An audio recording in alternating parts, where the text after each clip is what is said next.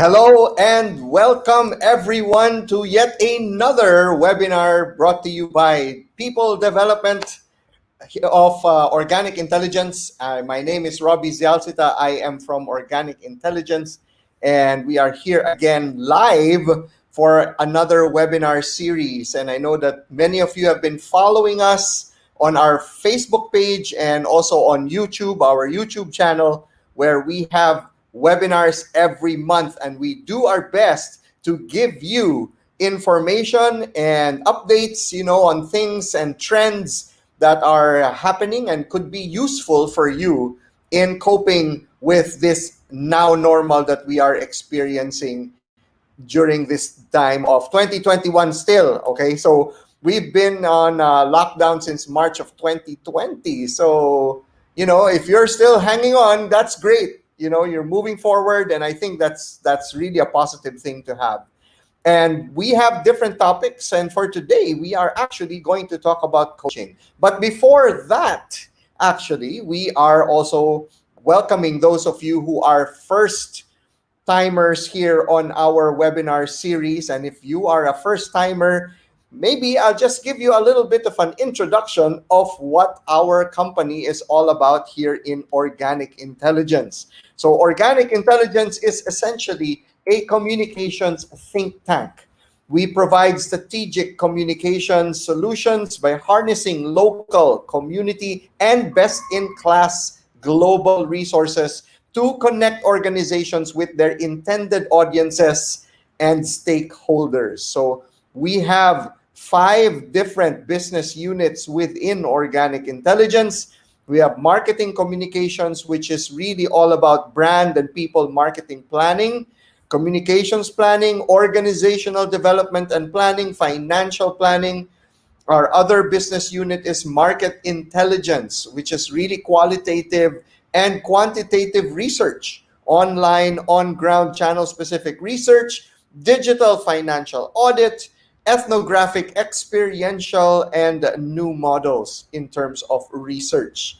Our other business unit in Organic Intelligence is development communications, wherein we do landscape scanning, consumer insighting, capacity building, behavior change, and strategic communication. Another side to us also is communications design, where we do communication design, design thinking, data design, and visualization. And last but not the least, of course, the business unit that I belong to, and later my partner, who I will introduce to you as well, will be joining us here. It is people development. And in people development, we do organizational development, learning and development, performance coaching. And to give you a little bit more detail on what it is we do in terms of our services, in people development, we do organizational development, we do trainings and workshops, and we also do coaching. And under organizational development, our programs consist really of consultancies or organizational purpose discovery. We do strategy and action planning. We do branding and ideation. We also help our clients in employee engagement or with employee engagement. And we do internal communication campaigns, as well as a training needs analysis for our client organizations. For trainings and workshops, we have skills and mindset building. We have team building and retreats, and we have communication, sales and negotiation, customer service, very popular nowadays, leadership as well. We do learning academies. So if you don't want just one-stop training, you want a whole rollout, we do leadership academies for our clients as well. And we do train the trainers. If you want to level up in-house HR training facilitators, we can help them with that as well. We also do coaching, which also is all about executive coaching. We do one-on-one coaching. We also do team and group coaching as well as performance coaching. So in our coaching, we can also do life coaching if that is something that your organization is looking for. Now, this is our client portfolio. We have worked with many different clients, from media and telco to products and services to food, FMCG. We do also we have dealt with and are still dealing with UN agencies like UNICEF. We also worked with finance and investment corporations, and of course, development organizations and health and wellness organizations. So these are just some of the clients that we are working with and have worked with for organic intelligence, and specifically with people development. We in organic intelligence are also part of a larger group of agencies in the community. So we have Expedio in that group of agencies, which is really all about events and experiential marketing. We have Public, which is really all about public relations. We have This Side Up, which is really multimedia content and production house, and it's a production house. We also have Shift, which is all about digital communications. We also are partnered with in this community brand channels, which is all about community activation and on-ground communications. And we also have a digital learning platform, namely Pocket Mentor. So these are all part of the community, and organic intelligence is part of that. So we cater to anything and everything that our clients may need from us in terms of marketing, events, training, leveling up leadership.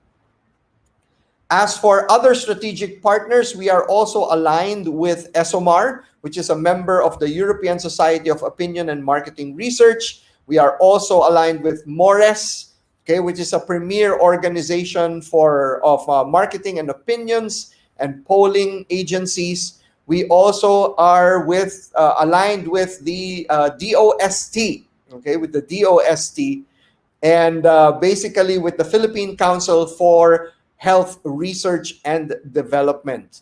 We are also a member and partner of the Ateneo Business Resource Center, which is, of course, the university-based learning resource center. And also, we are a member of PhilJEPS, which is the single centralized electronic portal that serves as the primary and definitive source of information on government procurement. And last but not the least, as I mentioned a while ago, we are also one of our strategic partners is Pocket Mentor, which is also aligned with Francis Kong, the Philippines' premier leadership mentor and guru. And we are shareholders in the Pocket Mentor, the first digital mentoring platform aimed to inspire and motivate Filipinos to lead a more purposeful life. So that's who we are in organic intelligence, and we are with people development. And for today's webinar, because we just love to give you information, we just want to share the wealth of information that we come across and we feel is relevant for you today. And so today we are going to talk about coaching, right? And there's so much that we can do if we are going into a coaching session, or if you are a coach. Now is really a good time to reach out and help others, or if you want to seek a coach, now is the time to go and do that. But what in essence really is coaching, before we get to our guest today, and our guest later will be introduced Our guest coach for today is Coach Oliver Almadro. So we will meet him in a few minutes. And so, what is essentially coaching? If we want to define it, there's really no single accepted definition for coaching. If you try to search it up, there are different, really, definitions for coaching. And what can we do? How do we know if what we are doing is actually coaching, or if we are really actually seeking a coach? So let's try to first find out if we want to make a definition, an acceptable definition. Then maybe we need to first, number one, let's differentiate it from mentoring. How does it differ from mentoring? And number two, what are the primary elements in coaching? So let's review that. Let's go over that and let's see what that is. In terms of coaching versus mentoring, there are some differences. Okay, there are differences. They're slight. Maybe some people may not even notice it, that it is a slight differentiation, but it is there. So, number one, coaching is really performance driven, whereas mentoring is development driven.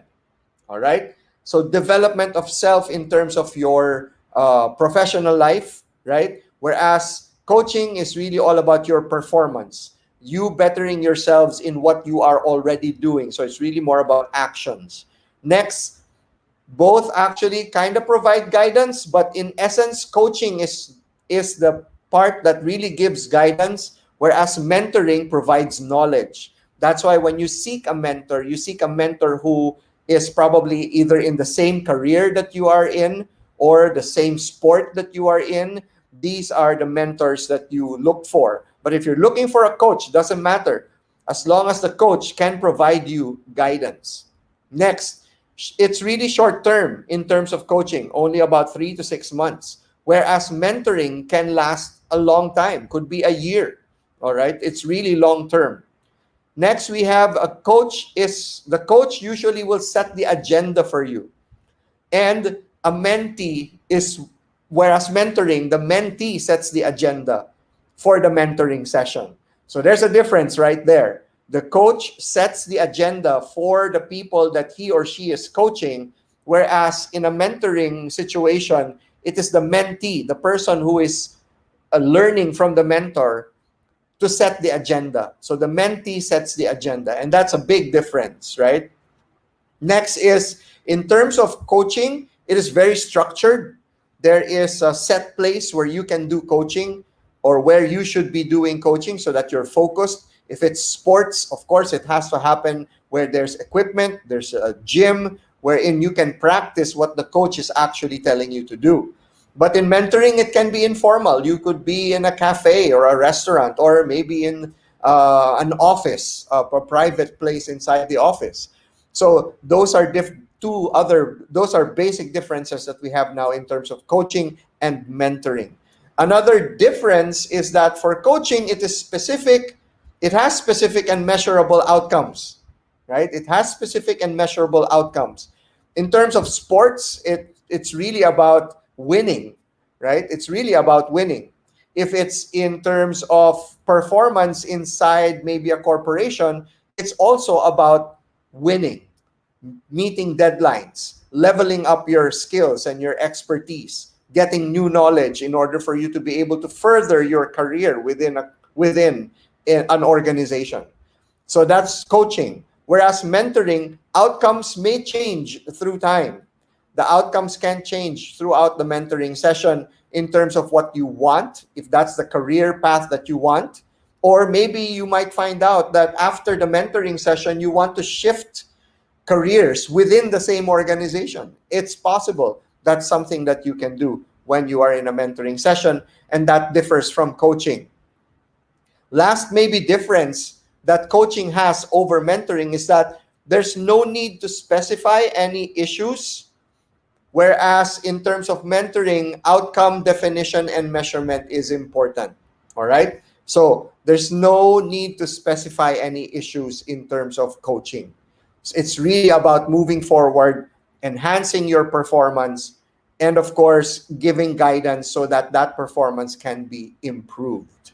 All right, so these are the differences, and what we're going to talk about really is coaching. Now, I said there are two things. One, how it differs from mentoring, and number two, what are the elements that we find within coaching. So, of course, the main element is the coach and coachee relationship. It is very important that the coachee has a very good relationship with the coach. It's a bond that they have. Whereas a mentor and mentee, they may not have a bond. It could be a professional thing, but not necessarily that they know each other really well.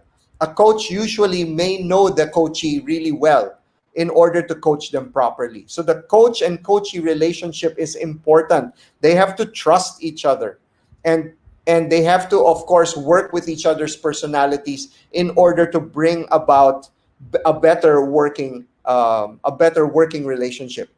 Second is that the problem identification and goal setting, that's another element that's there. So most coaching clients have some idea of which skills the client needs to work on most.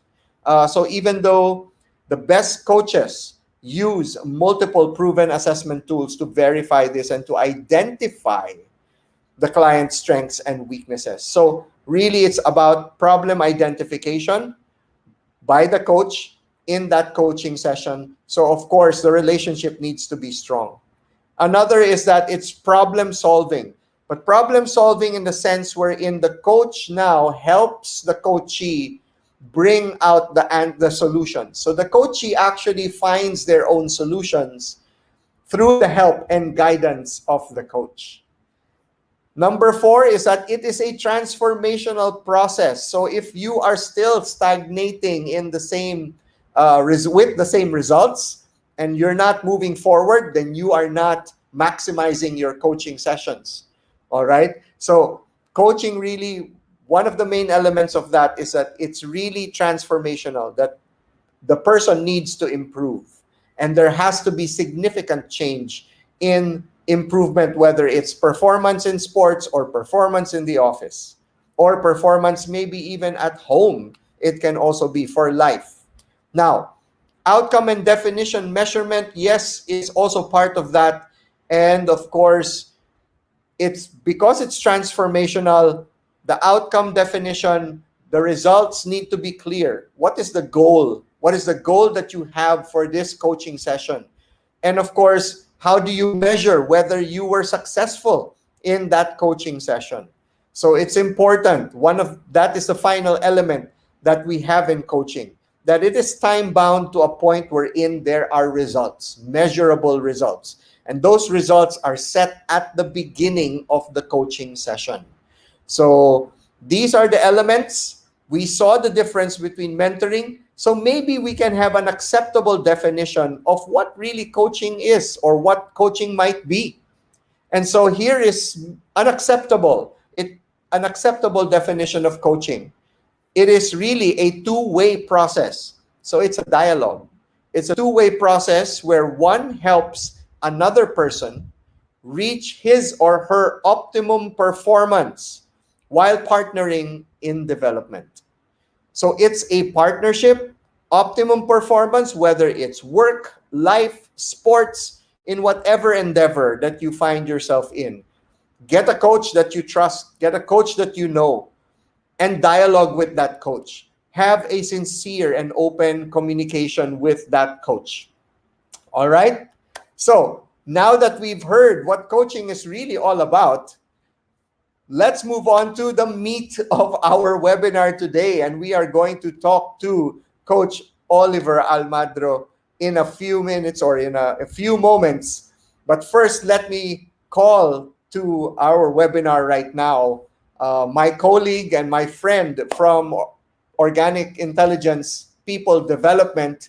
She is also, she started her career in the academe, worked her way from the academe to corporate, studied organizational development, became a corporate trainer for many different corporations, and she has extensive experience in developing programs, learning programs for our clients, as well as organizational development activities or engagements for our clients as well. And so, without further ado, let me introduce first to you my colleague and partner here in Organic Intelligence, Sarah Ramos. Thank you, Rob. Sarah? Okay. Yes, thank you. Super excited to have this webinar today. I know prior to this, we were having a conversation backstage, and I was saying it's so rich, really, what we can pick up from somebody Mhm. like our guest today. Okay, so who is going to be our guest today? Okay, so you all know it's Coach Oliver Almadro, but a little bit of background. Coach Oliver is currently the head coach of the Choco Mucho Flying Titans in the PBL. He is also the current head coach of the Ateneo Lady Eagles. He was the former head coach of the Ateneo men's volleyball team, the Blue Eagles. Okay, he has 23 okay, volleyball championships under his belt. Okay. Most recently, he led the Ateneo men's volleyball team to three straight championships and the Ateneo women's volleyball team to their last okay, championship in 2019 before the UAAP had to take a pause because of the pandemic. He's also a former collegiate player. I have had the privilege of working with him for the Ateneo teams that he has coached, and I know that there is so much that we can pick up from him and his experience and his insights into coaching. So, without any more ado and delays, please welcome with me Coach Oliver. Okay, Coach. Hi, Yes. hi. Hello, Hi, Coach. good Hi. afternoon. Good Hello. afternoon, Rob and Sarah. Nice to see you Good again. afternoon. First of all, Coach, let me just say thank you so much for carving out some time. I know you are busy and I know there are a lot of things that are going on. So maraming salamat at tinanggap mo ang aming paanyaya dito. Okay, Salamat salamat. din, ha. Thank you also for considering me to be part of your series of webinars. Mhm. No, Coach, you have had quite a long career in coaching.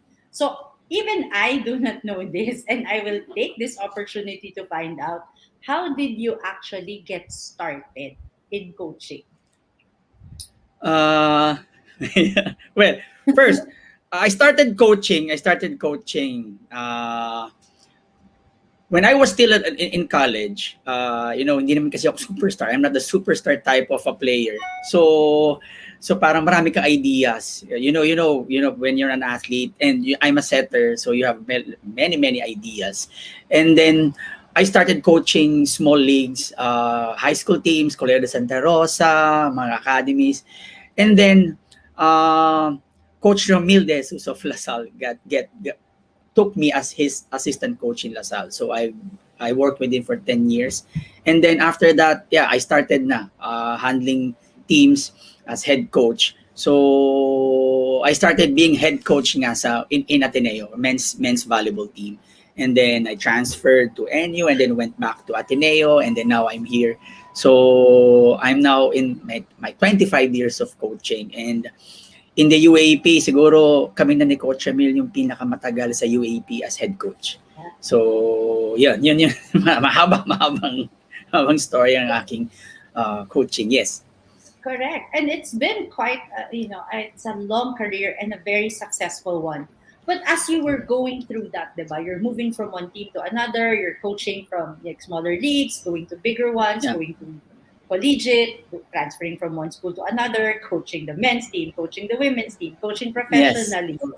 Paano mo nahanap yung style mo? Because, for those of us who watch you and are familiar with you, you have a very distinct style of coaching, right? And even I, who've seen you in the background, I know that it's very, very different.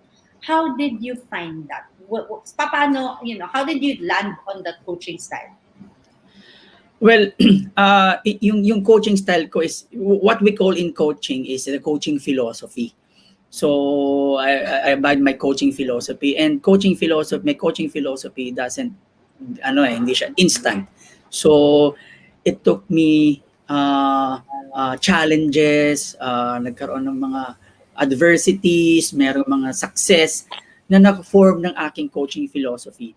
And then after that, I follow that. And of course, there's a lot of inspirations. First of all, syempre yung yung mga coaches ko before. They have also personalities and style, and I pick it one by one kung ano yung the best in my team. Sabi nga nila, you just have to find a way, make a way in what you have. And sabi nila, it's not the system that will you. If I have a system, I will change it. It depend on what team. So as far as I go, kumbaga sa tinagal-tagal ko, I adjust my coaching philosophy until I got one. Yung coaching philosophy ko na fina-follow. So yun ang aking naging key para makuha itong aking style of coaching. Oo, at saka very distinct ang iyong style. Alam ko yan, di ba? I know Yes. that you are quite colorful, and I know that people who are familiar with you know that.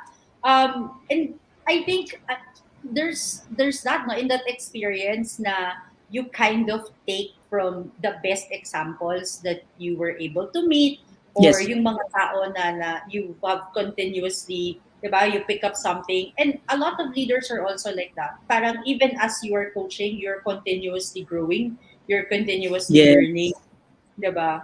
Na hindi Yan lang yung siya, aking yeah, Yes, go for it. sorry. Yun yung aking laging pinupush is continuously growing. So, as a coach, hindi lang kami dapat nagko-coach ito instant, ito na yung fix eh. We don't want to teach a fixed. Kumbaga ako nga, sabi ko nga, hindi ako, walang fixed time frame, walang fixed timetable, walang fixed sistema, but you continuously growing through time. So, yun yung aking lagi kong binabanggit in many talks that I have, lagi tinuturo sa mga coaches ko, yung mga fellow coaches. So you have to continue growing. So actually may meaning yung grow ko. So i-share ko yan. Yung grow for me means goal and reality, options and will. So yun ang ilay ko sinasabi. So I have to continuously grow. That's my philosophy. You continuously growing. And through that growing, hindi lang sa akin yun eh. I also grow because of my athletes. Hindi lang ako mag-grow because of myself, because of my achievements, because of my failures or yung kung ano maghugot meron ako sa sarili ko, but I continuously growing because of the experiences and the learnings also sa mga athletes ko. So, kaming mga coaches, ako as a coach, I also learn from my athletes, from my players. Super valuable. Even as a coach, you still learn from them. Minsan kasi, diba, sometimes we can be very proud, right? Na, okay, I'm the person of authority here, I'm the one in charge, and therefore, parang wala nang space for like dialogue, wala nang space to learn from each other. And I have a lot of appreciation for that. Yung for you to still look to your players, I guess that humility to continuously strive to get better and not just learn from fellow coaches, but even from your own athletes, the people that you are actually coaching.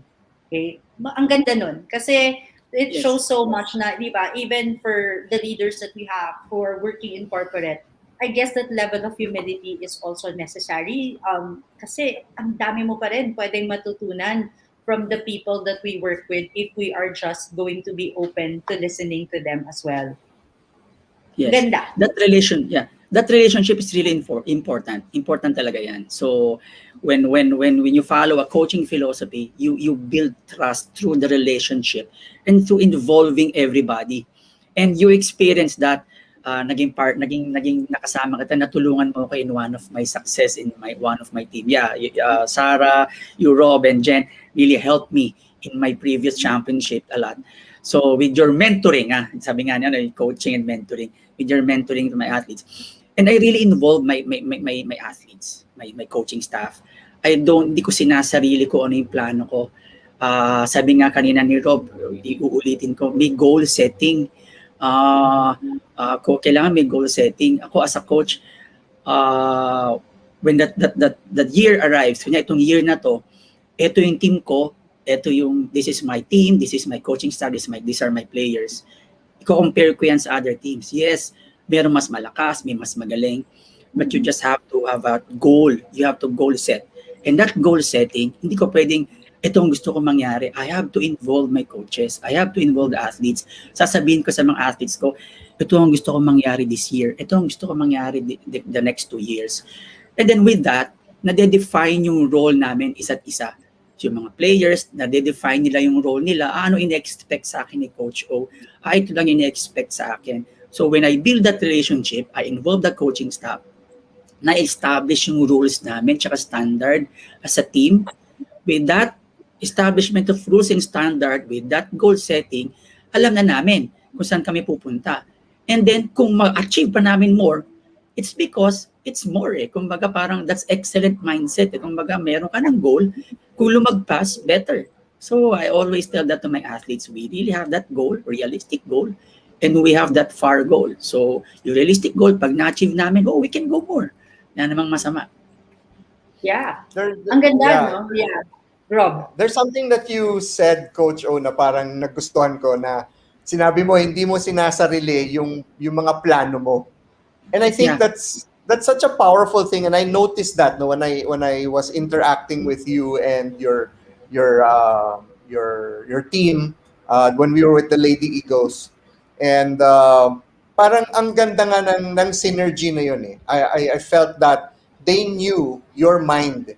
Parang they already knew who you were and what you wanted from them. And I think it comes from that that shared goal na hindi mo nga sinasarili yung plano mo, and not just you, even the coaching staff, you're very open about it with others. And it's something that, why am I latching onto that, is because I think we can take that, parang we can take that also into the corporate, wherein I mean, sad to say, some managers, pag kami plano sila, they want to keep it for themselves because they want to share the glory, di ba? Para akin na lang yung credit. But actually, di ba, parang it's better na nga to share so that everybody can work towards that common goal.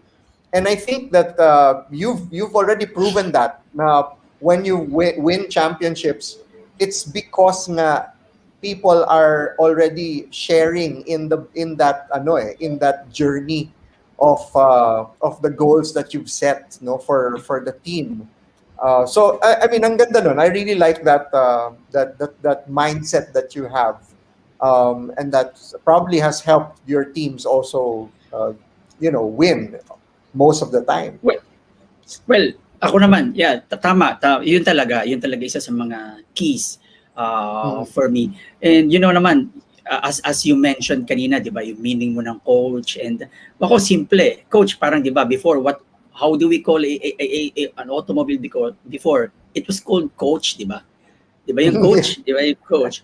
So yung number one meaning ng coach is to bring an important person to one area to another area. So yun naman ko.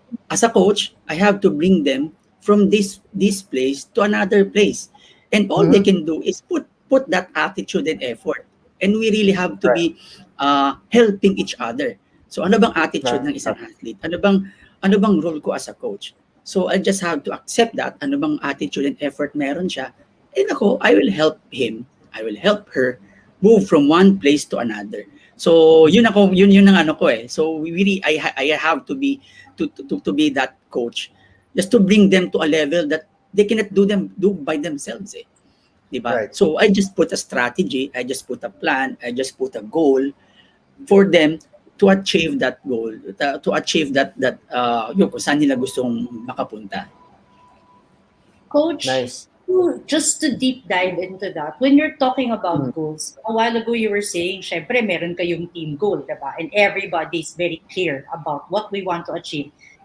Especially, for your teams, alam natin, we have seasons, right? So for this season, so yung goal natin, dito tayo, lahat natin gustong pumunta, and everybody has their eyes on that prize.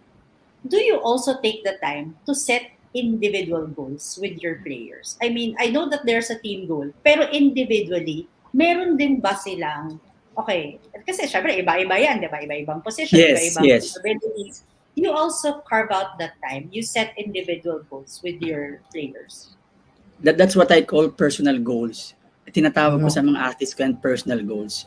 So like binabanggit yan, you have your personal goals, we have the team goals. If we mix your personal goal to our team goals, there's nothing we can go to. There's nothing impossible for us to reach the main goal.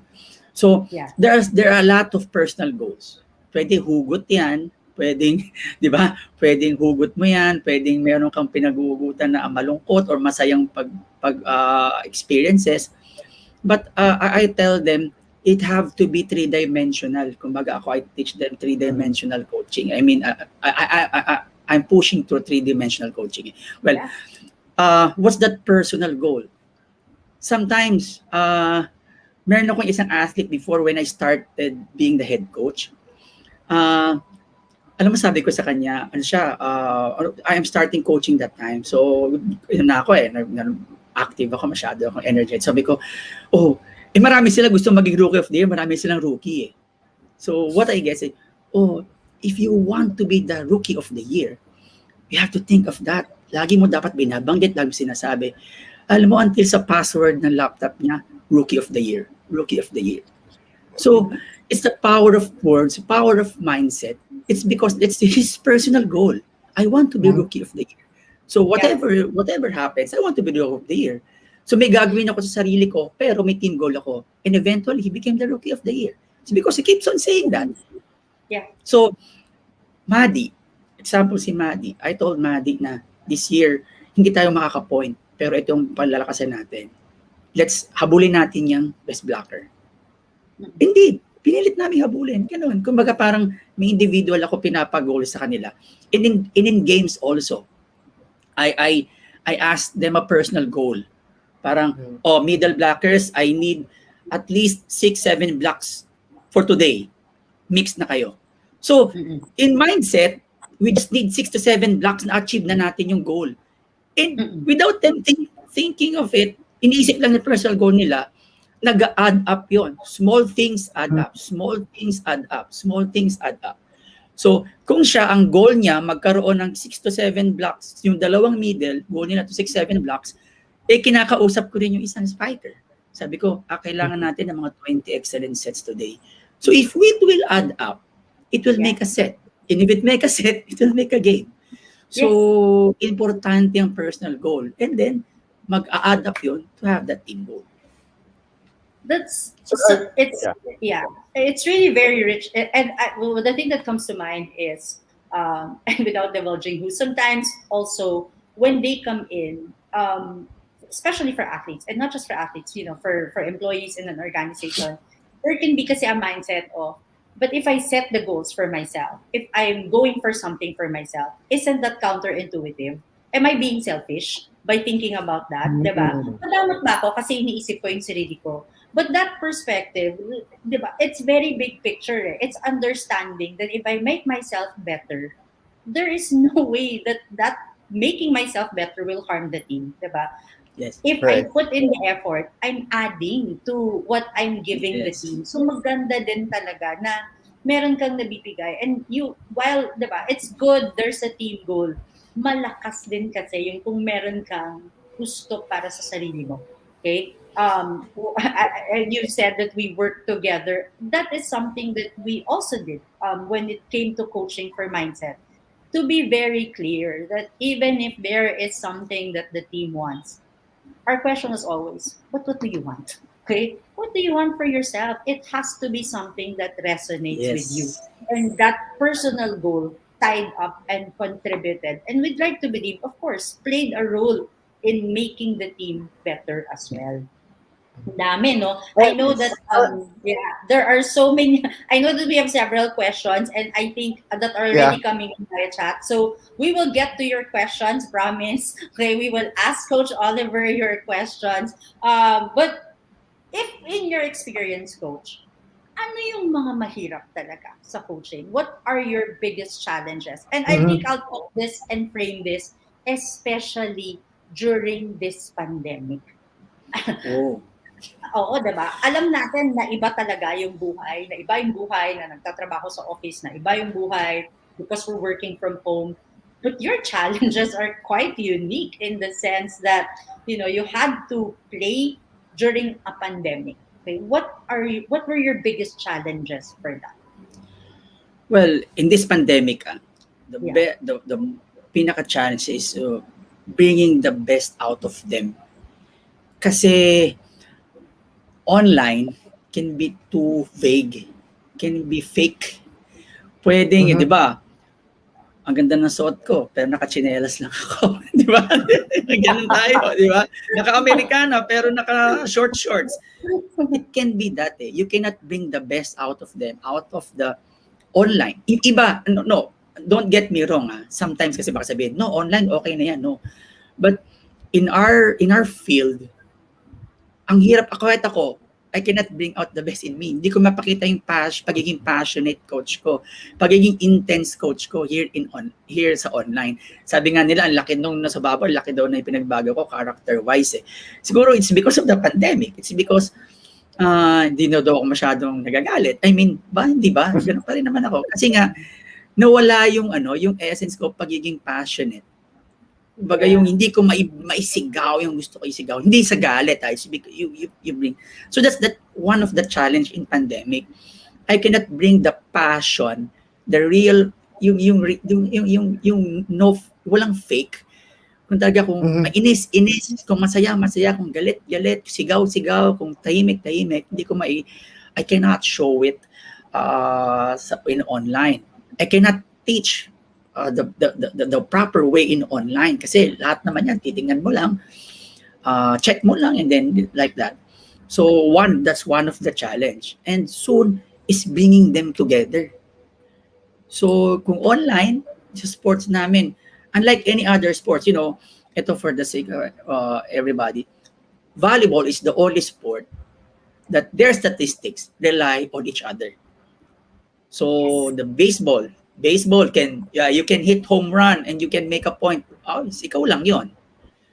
But sa volleyball, you cannot make a point if walang re-receive, walang magsiset, at walang attack. And di ba? Nagre-rely ka in each other. So how can you bring them together? Bring out the best in them together. And pag nasa actual na, sino ba ang mag-sprint? What do you mean sprint? Is sprinting to the finish line. Sino bang ako na. Wala. Give me the ball. Akong bahala. Wala sa ngayon kasi hindi mo makita eh. Hindi mo na-practice regularly eh.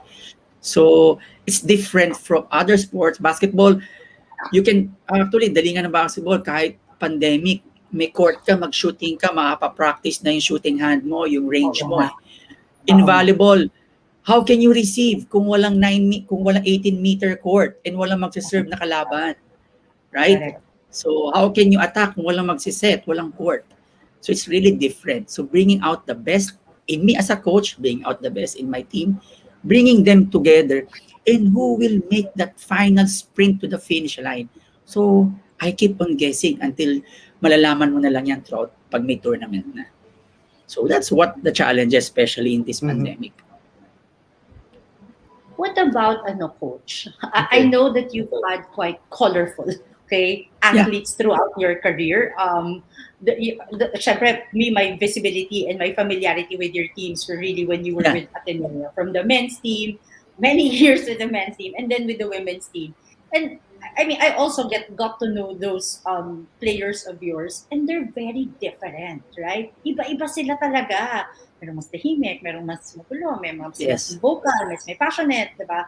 And how do you deal with those individual differences? Kasi I'm thinking, syempre, meron kang style for coaching.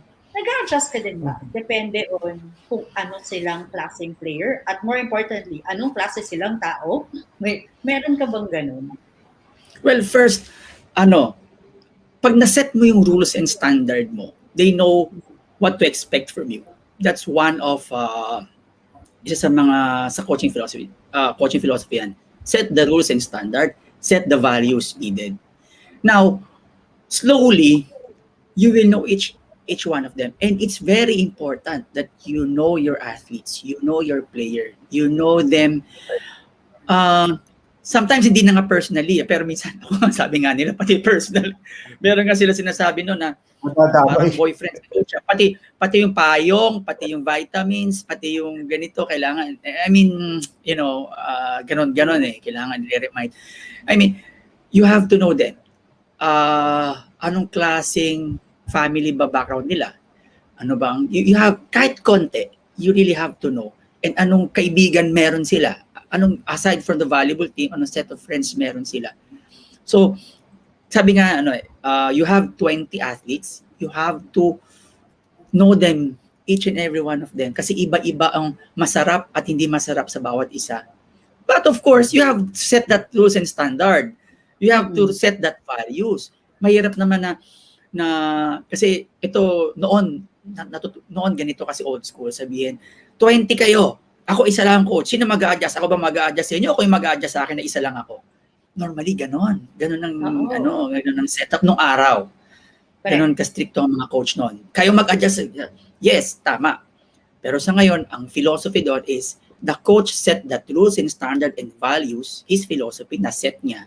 Now, alam na nila kung ano yung gusto mo mangyari. Pero as a coach also, you have to know each one of them.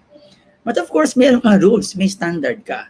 Hindi pa pwede naman magbe-bend ka sa each and every one of them. You just have to know them and build that relationship that they know you also, what you want to them, what role you want them to be, o ikaw ang gusto mangyari sa kanila. That's super, it's something that resonates with also what we say in workshops and trainings na now kasi it's not enough diba? It's not just we can say to people, I'm only going to talk to you about the work that you do, pero wala na akong pakialam kung sino ka, kung nangyari sa buhay mo, hindi ko na yun, that's not beyond me. And it's really not the case anymore, diba? Because that impacts the work, right? In your case, it impacts the game. Yes, one example during the bubble, as I kwento ko na sa inyo before, in the bubble, it's just simple. Oh, your roommate mo is ganito. O the coach set the roommate, ikaw kayo magka-room kasi pareho kayo ng pwesto, iso ganun. It's not that easy kasi hindi na yung bubble kasi yung tournament now, it's not like before na 1 week or 2 weeks ganun sa national team. I coached the national team also sa SEA Games in 2015. Pwede mag-set ka lang ng roommate mo and they will be with each other 12 days maximum. Pero now in the bubble, most of the time you will be with your roommate for 1 month. Ito 2 months. So kami mga coaches, ako as a coach, I have to measure that. Ano klase ba ang kailangan ko? Hindi ko pwede pagsamahin ng puro first six. Paano pag nagka-COVID yung isa, dalawa sila, sama, o kailangan i-balance mo yun, isang first six, isang hindi first six. Second, are their personality okay? Not excited para yung personality or magja-jive ba sila? May maitutulong ba yung isa dito? Anong klaseng background ba meron ito? Anong skills ba meron ito? So I have to take that in consideration also. So isang player, married siya, yung isa hindi, or isang player is coming from an injury, isa hindi pa nagkaroon you have to take that in consideration. Many sa ngayon, and I've learned that in this bubble, and learned that in this pandemic, na kailangan yung mga minor details na yon, you will take a look on that details also when you want a goal to, may gusto kang goal na ma-achieve nila. Okay. Wow. Marami pang pwedeng itanong actually. Because one of the things that was going through my mind was really even personalities. How do you, later, mamaya ko nang itatanong siguro because I want to give time for questions from our audience. No, I know certain people have been fielding in already their questions, and I want to give time for those. So let's first question here. From our audience. Ayan. This is from Jen Reyes. How to stay driven and passionate for goals despite the pandemic? So yes, we know that there's a bubble and all of that. But still, how do you stay passionate and driven? We have pagiging passionate. Ako, being a passionate is because of having that why. You know, yung hugot ko. I have been passionate in my career, in what I'm doing. It's both because of my hugot, my personal why. Kasi sa coaching philosophy, that's your why. Why are you waking up in the morning? My athletes, why do they want to show up to the game? It's because sa Ateneo Lady Eagles ko, I want them to be an instrument of hope and heroes of hope and faith Sabi ko sa you have to be heroes of hope. Kumbaga kayo ang hope ng maraming tao. In this pandemic, kami as a kami napapalad mga players ko, sinasabi ko sa kanila, most people are relying on you. They're asking, they get strength from you. It's because nakikita nila yung passion nyo sa ginagawa nyo. So that's what makes us inspired with our whys, with the inspiration that sinasabi namin with each other. And mostly yun ang ano namin, yun ang pinaguhugutan namin, and of course to share the talent that we have. And that's one of the greatest gratitude to God, is to show all of your talents, to show everything. It's because kami ang nagkaroon ng chance eh. Many sports cannot play, pero kami nagkaroon ng chance. So we have to show everything. Ito na yung buhay namin. Did I answer it? Yes, I think that was, I mean, super. Because ano talaga yan eh. I mean, bakit ka nga bumabangon every day? And if you Yes. haven't figured out your personal purpose, I guess that's something that a coach can help also work with you, to develop that personal purpose. And it doesn't matter whether there's a crisis or not. What keeps you driven, and you said it, Coach, tama yun, na it's your why, it's your personal purpose, and that's the reason for pursuing and for doing what you do every day. So yeah, that's good. Talagang okay na. So it's a good reminder for some of us na our purpose really drives us forward or moves us forward. Yeah, and especially because I think, and I understand where this question is coming from. It's hard. Okay, I think we just have to acknowledge na mahirap naman talaga eh. And I think also especially with athletes, the athlete life is a hard life. Okay? I always say hindi siya madali. It's not like you just show up to the game and then okay, game, let's play. It's not that. There's so many sacrifices that are involved to be able to stay at a level that is competitive. Okay, so it's really, if you are not passionate about it, and that passion that stems, as Coach O said, from being very clear about why you even do the things that you're doing, why it is worthy of that sacrifice, why it's worthy to put in and work on that grind day in and day out, it matters and you will always go back to that why. So very, very Right. key. Yes. Okay, I think we have another question. So, how do you know? This is from Nina Franco. Hello, Nina. This is from, how do you know that you have succeeded as a leader or as a coach? So, Coach, how do you know when you've succeeded? Well, many people will say, you've succeeded because of your wins, because of your trophies, championship. But for me, winning is when you form a player that is intrinsically motivated, kumbaga naturally yung motivation sa kanila, na parang they are motivated because what you said before, nag-instill sa kanila, whether they win or not, and then they pass it on. You think I feel that I am succeeded as a coach. I feel success as a coach when I saw a player or an athlete or a person na naturuan ko being successful in life, not only in sports. When they come back to me and say, "Thank you, coach. I am not like this without your teaching, without that three-dimensional coaching, without that faith, trust, courage that you're teaching us." Take my mantra, faith, trust, courage. It doesn't even say winning. Diba? Yes. So, if they have that faith, if they trust themselves, if they have the courage to face anything, to face everything in this world, trusting your teammates or your office mates, and you have that faith that you can do things even if you don't see it, pag na-embrace nila yon, I've succeeded as a coach. Not just winning. In my mantra, faith, trust, courage, it doesn't even say, we have to win, we have to win, we have to win. We have to have more championship. But if they embrace that mantra in their life, in their purpose, I guess I've succeeded as a coach. Para ka ng magulang, Coach. Yeah, As you oo. were saying that, sabi ko, Totoo. para ka ng second parent nila. Right? Totoo At po. totoo naman yun. Totoo Siya na talaga.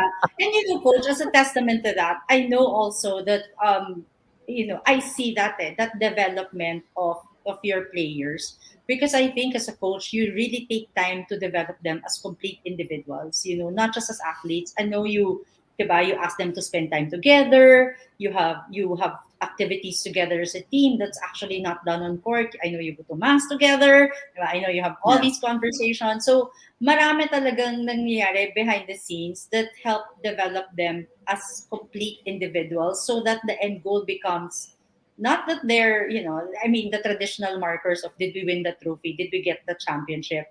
But I also know that, you have an affinity with players who have you've worked with, even in the past, that that they are at a certain level in their lives, that Mhm. opportunities have opened for them, also largely because of what you have taught them when they were still under your care.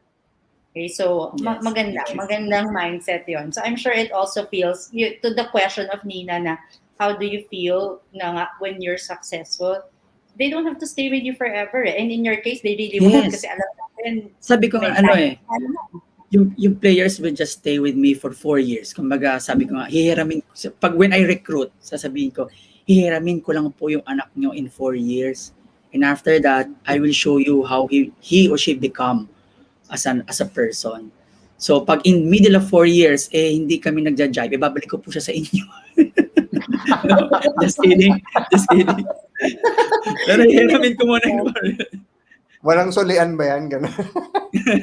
hiramin ko lang in 4 years and then the rest sa kanya na yon. Buong buhay Sa niya yun. kanya Ako na. 4 years lang.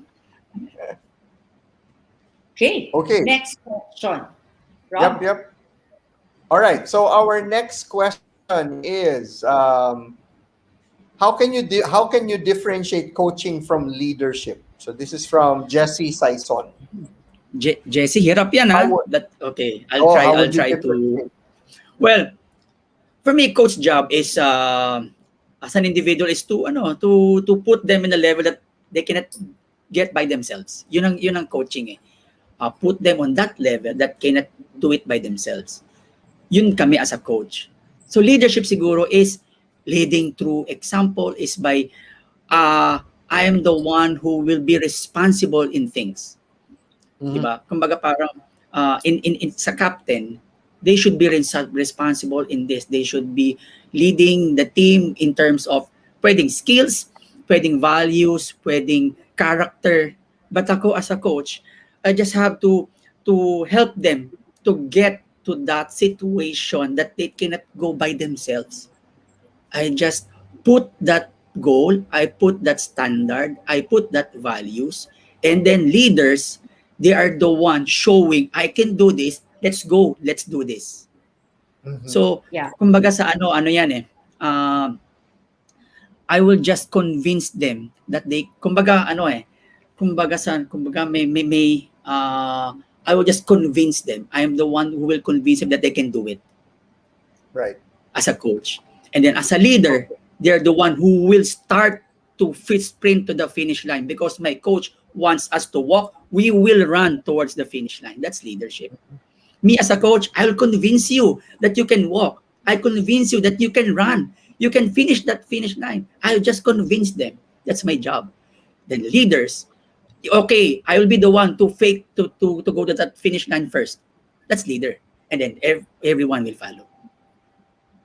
So, I Nice. hope na-answer ko yung Nice, nice. question.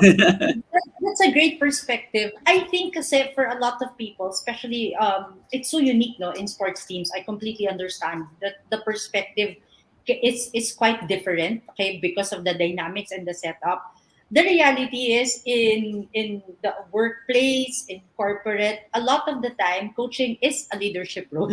Okay? There's Mhm. that added layer na ikaw na yung leader, ikaw pa yung coach. Okay? So but you're expected to model the behaviors, you're expected to tow the team with you, but you're also expected to kind of do all those things that you're doing. So there's a lot of overlap there, but I appreciate so much the way that you delineate that and making that clear na the coaching role can be a leadership role still, okay, but Yes. it's very distinct in terms of what you Yes. want. Yes. Yeah. Kaya, for example, in my team, I assign a couple of leaders. Kumbaga, Mm-mm. everyone can be a leader eh. Everyone can be a leader. Everyone can start something. Yeah. But I give them a role na, kagaya nung Lady Eagles ko, I have three. Kumbaga, Maddie, Bea, Kat, Kim, apat. So, Yeah. Maddie, you are in charge of, you lead the team in terms of organization. Bea, you lead the team in terms of passion, intensity. Kat, you lead the team in terms of scoring. Kim, you lead the team in terms of being in character-wise kasi siya yung tahimik, di ba? I'll just convince you that you can do it. I'll convince all of you that you can do it. So, yun ang para sa akin. Everyone can be a leader. May specific man or not. Everyone. Nice. All right, ang galing. Ang dami natin mga questions, no? There's so many people are sending questions. This one is an interesting one. Dalawa kasi to eh. Yeah. So the question is, do you have to be a supervisor to become a coach? And can you be a coach to friends, family, and also yourself? At so, bale tatlong questions to, no? Pero magkakadikit kasi sila eh. So let me Okay. repeat. Do you have to be a supervisor to become a coach? And can you be a coach to family and friends and also to yourself?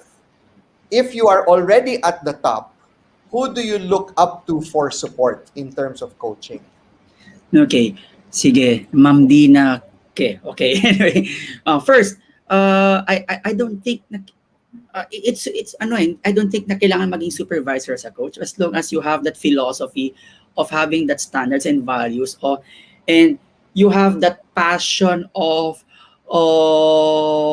convincing, you have the passion of motivating. I guess you don't have to be, you can be a coach. Sometimes, di ba, akala natin yung kailangan on top ka, supervise ka para mag-coach. No, it doesn't have to be like that. Di naman, and I accept that too na coach siguro, yun, siguro meron ka lang leadership quality to be a coach.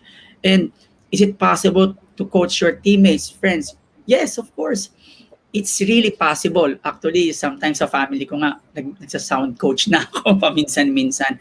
And sabi nga natin, di ba, yung coach is to bring people from one place to another and to keep him motivated. So, ako as a friend, I also advise or coach my friends and my former teammates also. Yes, you can be that coach also. Kasi sabi ko, isa rin sa mga meaning na sinabi ko is convincing that they can do it. That's part of a coach's coaching job, is convince a person that he can do it, that he can go from one place to another, or from this one, from top 5 to top 1. You can do that. And if you're on top, who do you look for support? Ako, I don't think na, I don't know kung magpapare-pareho tayo dito. Ako, I always aim on what is above. Yun na lagi kong mantra sa team. Always aim on what is above. When you're above, always aim pa rin on what is above. There's no top.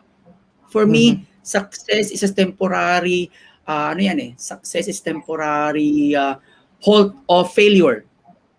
Pag nag-top ka na, tinigil mo lang yung failure sandali. Pero meron ulit.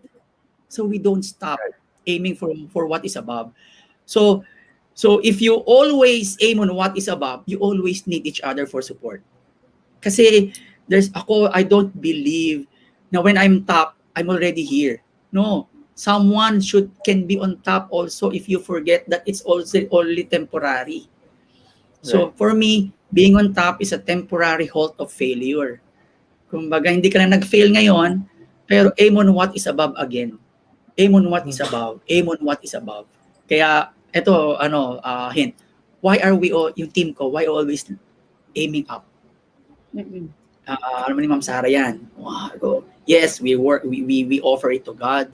Yes, we ask for 1 point. Ateneo, 1 point, ask for 1 point. But we are aiming on what is above. Aim. Aim on what is above all the time. There's walang tigil. Walang tigil sa learning, walang tigil sa pag-aim on what is above. That's excellent mindset. Coach, ano ko yun na... Sorry, susulat ko yun okay lang, sorry.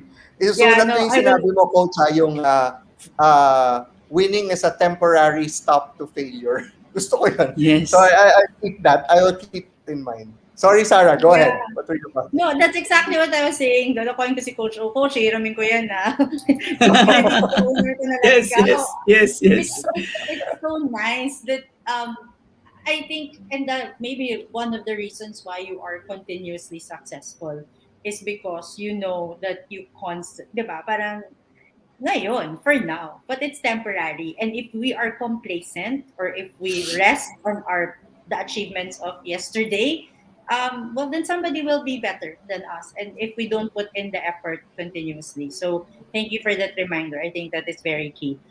We have so many questions, Coach. Oh, I hope it's okay that we are Yeah. taking this time. So sana nag-enjoy ka pa. I think we have around maybe three more questions. And Mhm. then we'll see if there will be more that will be coming in. But for now, the we'll go to the next one.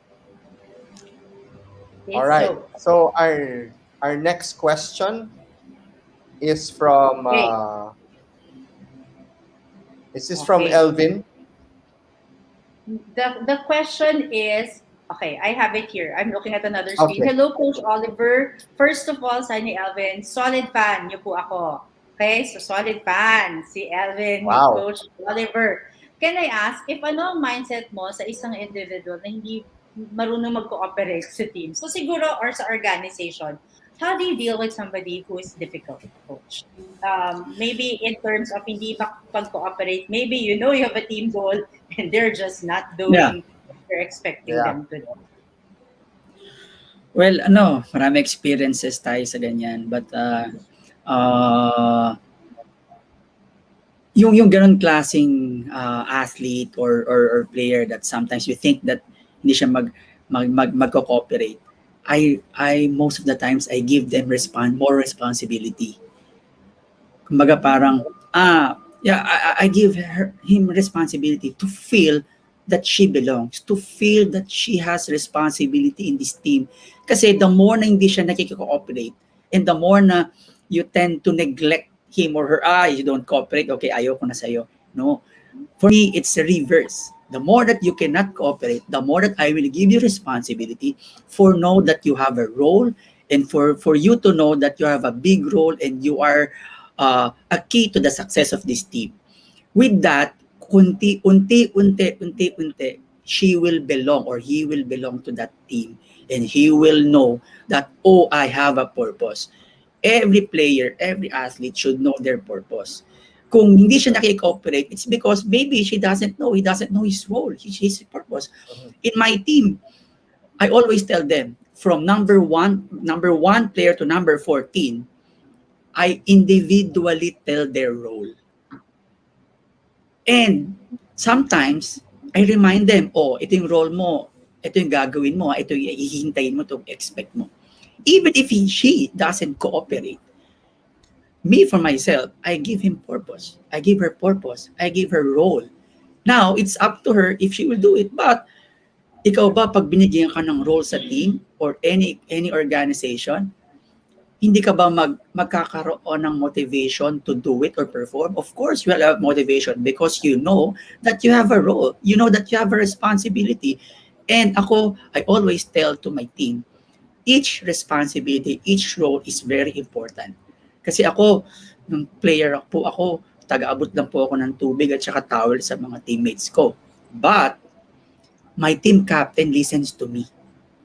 So now, nalaman ko, kahit taga-abot na ako ng tubig, hindi ako ginagamit, minsan hindi ako nila-line up, my team captain listens to me. Why? Because he knows I have something to say to him. Yun sinasabi na pwede mo ba i-coach yung teammate mo? Yes, ito na yon. Na pag may hindi na belong or merong hindi nakikooperate, give him responsibility, give him role, give him, hindi naman special treatment, but give him a responsibility. Tell him or her his purpose in this team so that she will know that, oh, I have a responsibility and I have a purpose in this team. And whatever it is, no matter what the outcome, I'm part of this. So, Right. yun nga sinasabi ko kanina na build relationship. Mhm. Yeah, very valuable. Totoo yun eh. I think and really it's all related, no? Understanding purpose develops passion, helps them cooperate, so these are all tied together. Coach, there's a question. The next Mhm. question we'll field is this. We're having kasi problems fielding and typing in the question, so I will just read it because it's Okay. also naman on our YouTube feed.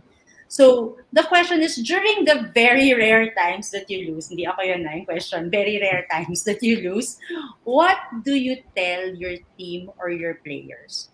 Do you think that it is also essential for a team to experience failures or losses from time to time? Okay, so I think there are two layers here. One, kapag natatalo, anong ginagawa mo? Okay?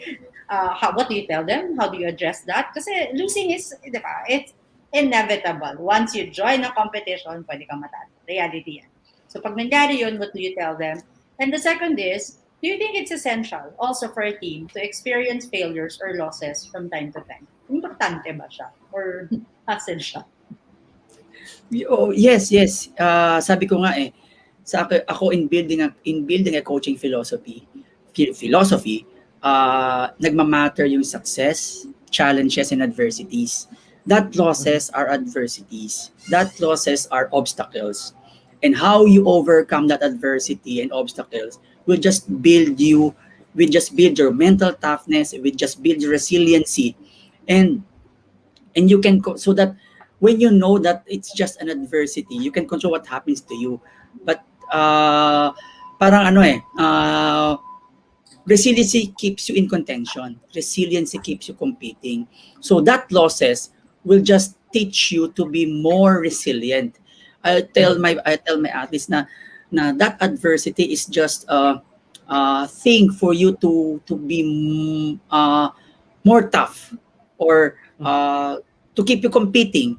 Kasi sabi nga nila, 'di ba? Lahat hindi naman laging panalo, matatalo ka.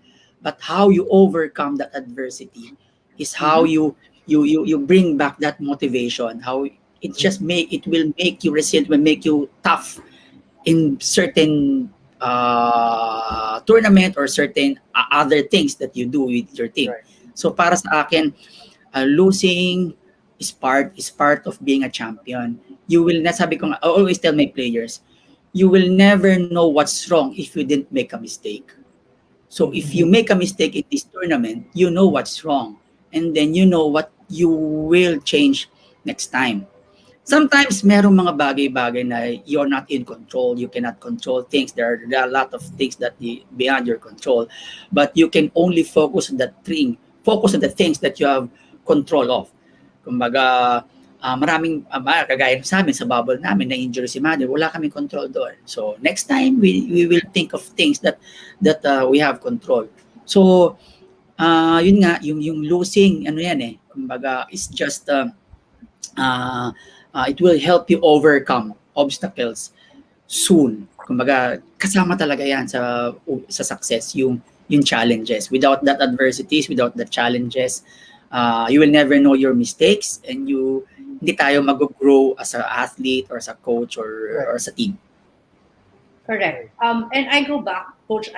For this is very for me the memory is very very fresh. No, even though it seems like it's long ago. That particular bounce back of your team in the finals for the Lady Eagles. I know we didn't get the first game, and diba, Yeah. pwedeng, oh my gosh, diba? But I think because the mindset was so strong, and what you were telling them, that it was temporary, and they were very equipped.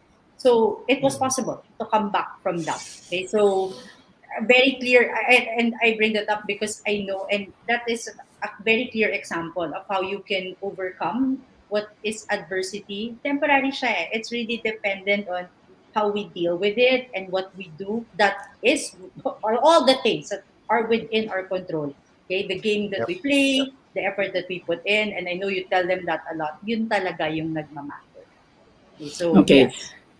Add ko lang, siguro magko-quote lang ako, like kung sinasabi nito, like ko sabi, it's in the Bible, Jeremiah 29:11. So anything that happens for a reason. What important is Yep. the lesson and how do you respond to it.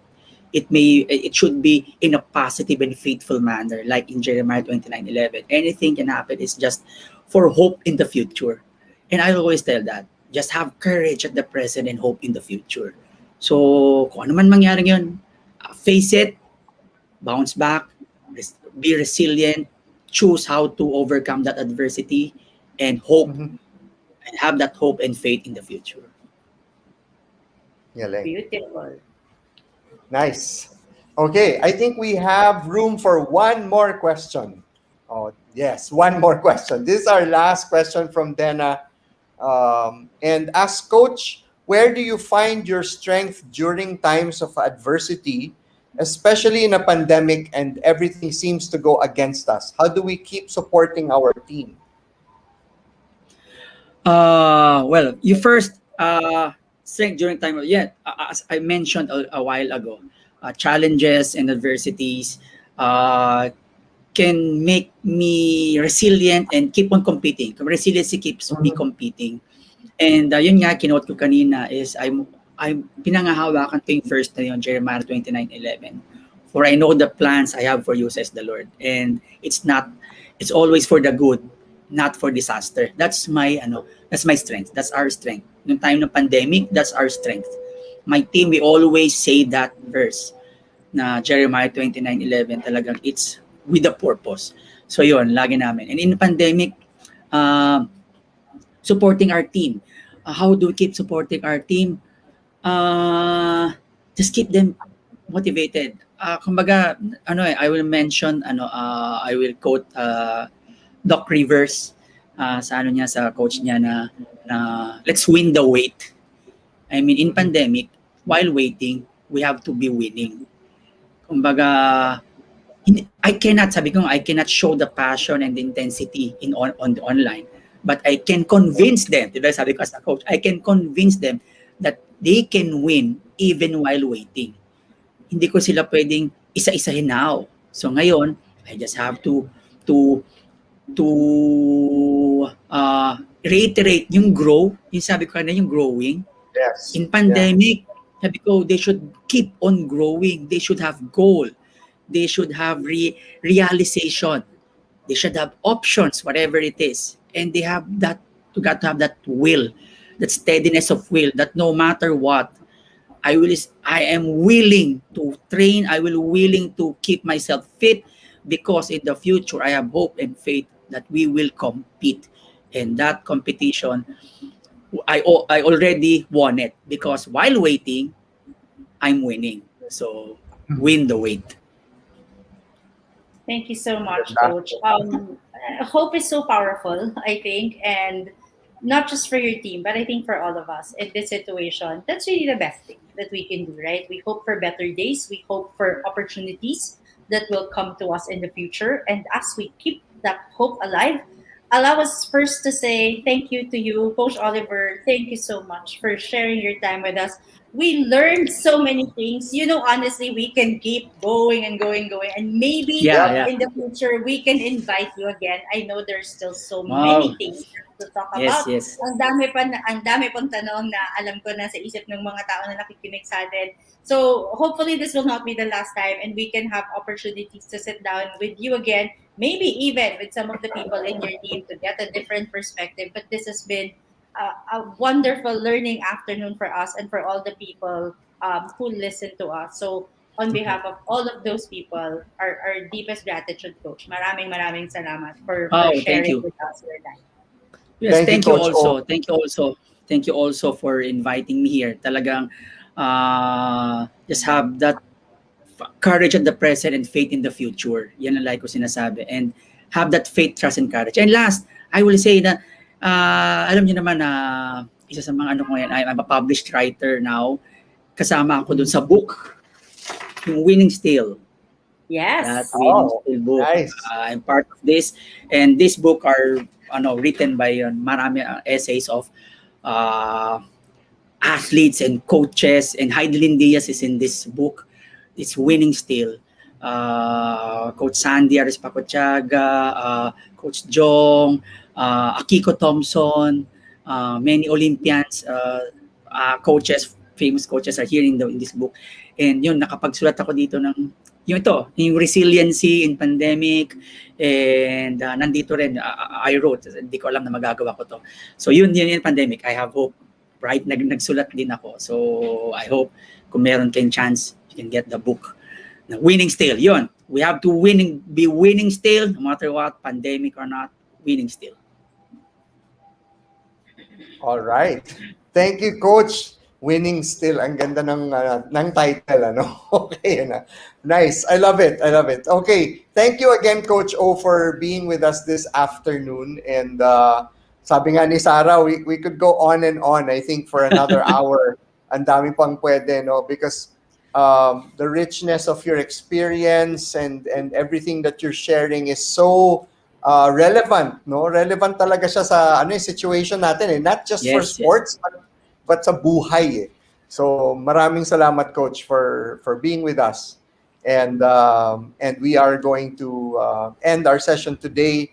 So for those of you who are watching, thank you for viewing or for staying with us for this hour. Well, actually, it was more than an hour, pero okay lang kasi masaya namang kausap si Coach O. And I'm sure you got so many things from Coach O and his experience. And we wish the teams well. Of course, stay safe and be healthy.